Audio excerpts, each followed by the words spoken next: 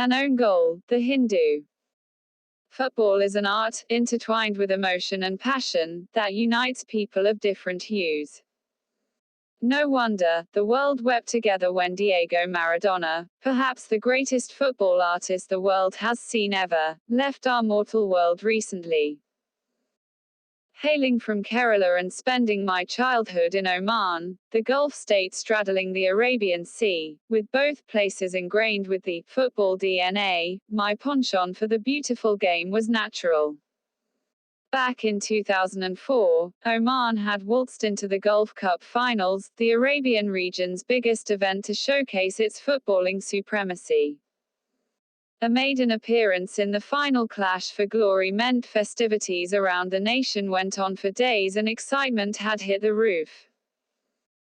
Those days, weekends gave me the luxury of accompanying my father to his workplace, perks of which included watching football matches on large screens at the electronics outlet close by.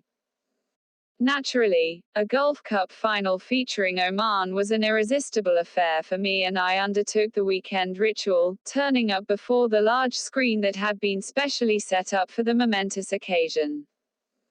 By the time I reached there, a sea of people had already swarmed in, jostling to get the prime spot in the front. I had to settle for a spot on row Z, and everyone waited with bated breath for the entertainment to begin. Commentary in Arabic, which I had limited knowledge of, meant that I had to identify teams by the jersey colors.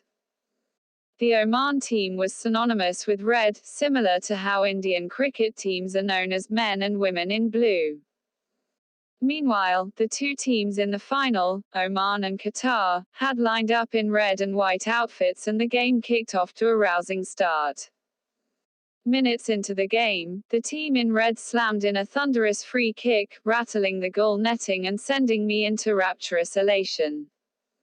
Overcome with excitement, I made a dash to describe vividly the goal to my father, who was still at work.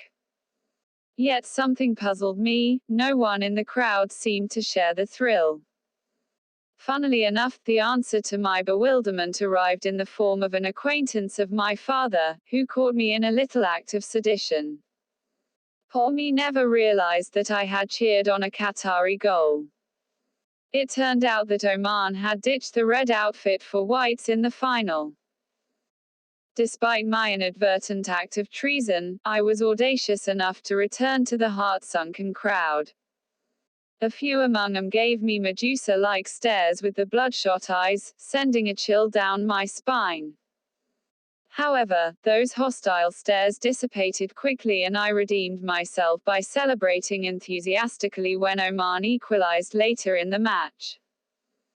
Though it was a silly gaffe, a memory that brings instant laughter, it taught me two things as well: tolerance, as shown by Omani folks when I celebrated an opponent's goal, though unintentionally, and never to jump the gun.